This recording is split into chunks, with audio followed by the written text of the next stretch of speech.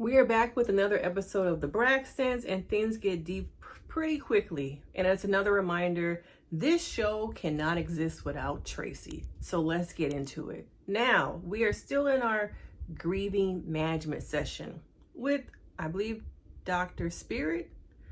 Now, okay, everybody on the same level when it comes to their grief. There's a lot of hurt, a lot of pain. And I think this family has layers of trauma.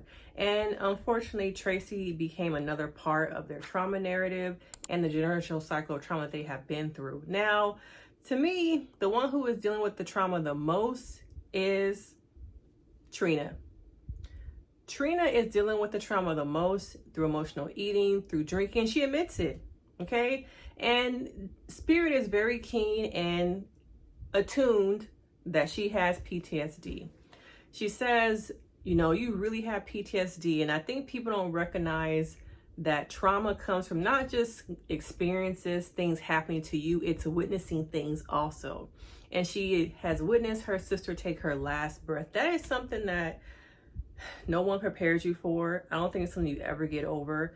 I think it's something you learn to live with. But she says every day she wakes up and she sees her sister in that bed, in that green Komodo. And I think a lot of people can relate to watching a family member lose their life to sickness, violence, and how it's really hard to come back from that.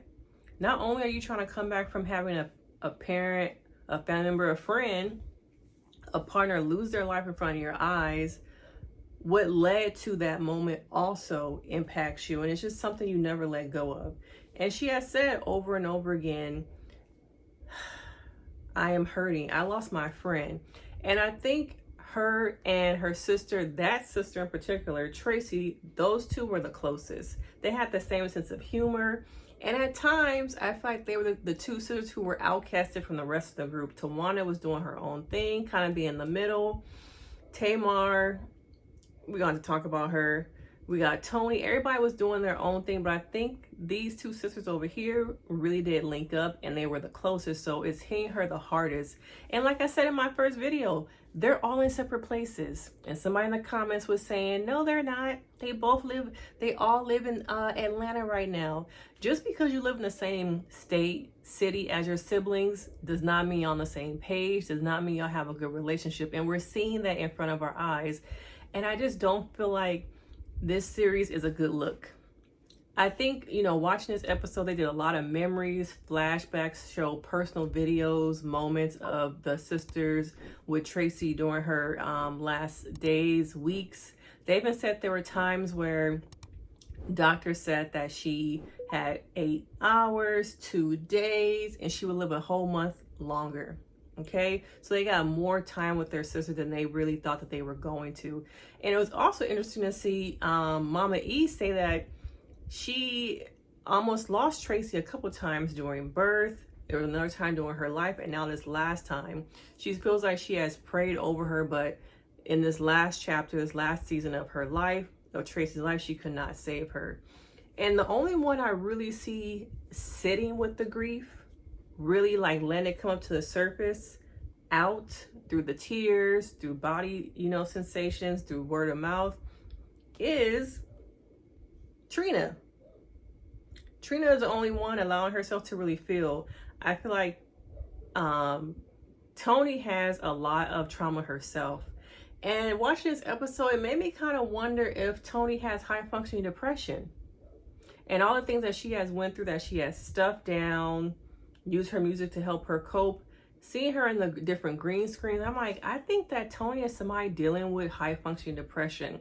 And because she is the oldest sister, the pressure, I don't know if she's the oldest, she might be the oldest actually, dealing with the pressure of fame, being the one taking care of everybody, the sacrifice she had to make. She talks about it a little bit, that vulnerability piece comes up. And I don't know if people really understand high functioning depression and how it shows up differently. You think that the person is okay, but really they're masking, they're hurting. But because of the responsibility, I hear it's a lot of my clients, I don't have time for depression. I'm taking care of people. I got to work. I got bills to pay. Similar to you guys, that is Tony. Tony to me is dealing with high functioning depression. And I hope that they talk about it more, and I hope Toni talks about it herself, because a lot of Black women can relate to, I can't be depressed because I got too much things I got to take care of. I got a graduation to go to. Them kids need to go to school. I got dinner to make. Depression going to have to sit over here while I take care of business. Let me know in the comments, because that's a lot of people right there. And then we have Tamar. Tamar always seems to make things about her. Now we get this scene where I believe it's Kevin Jr. He's on the Zoom in the grief maintenance session, and there's a knock at the door. Boom, boom, boom, boom, boom. What that knock is? Y'all know what that knock is. Boom, boom, boom. It's the popo. Okay? And now Tamar gets upset because Tawana knows evidently it's something going on with him that he has not told the whole family. So then Tamar is like, y'all got so many secrets. See, that's what I'll be talking about. Y'all got so many secrets and y'all be telling me nothing. There's a part of me, you know, based on the things that I've seen, you know, Tamar go through, talk about, be messy about. Sometimes I think she be manic. Sometimes I think she had these manic episodes. There's a lot of mental health in this family that nobody talks about. She be going off in the media. She be having these beefs with different people. I think some of that is manic behavior. And we don't talk enough about how bipolar disorder really affects the Black community, but it gets chucked off as, oh, she just moody. You know, it's always been something wrong with her. You know, she just could be crazy sometimes. That moodiness is bipolar disorder, is a manic episode. It could be a hypomanic episode. But I do think at times, I'm not her therapist, so I don't know her personally, but based off the interactions that I've seen her in the media, lately, even the things she said about her family being toxic, now, was she wrong? Not everybody in her family is toxic, but they have traits of dysfunction. That's what I was going to say. They're dysfunctional. And I do feel like this last one, she was saying she was supposedly married to old boy. I'm like, okay, Tamar is going through another manic episode, but nobody's talking about it. But I ain't her therapist, so let me keep my mouth closed and let me watch from a distance as this episode unfolds. And then a couple days later, she gonna say she's sorry, like usual.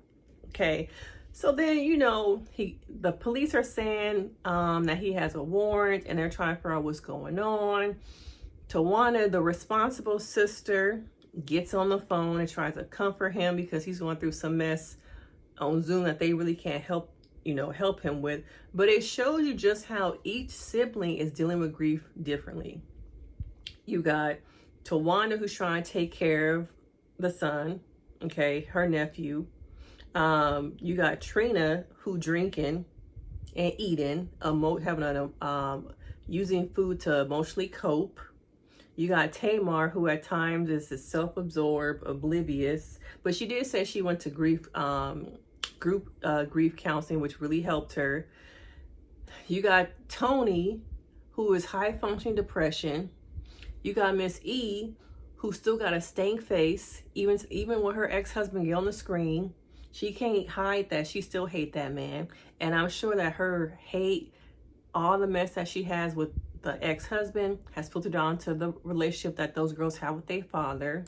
Okay, who else did I think I got everybody, but it's a mess. I think they really should have just done a docu-series or a documentary. We don't need a whole season of this. And I'm like, where do you go from here with this show?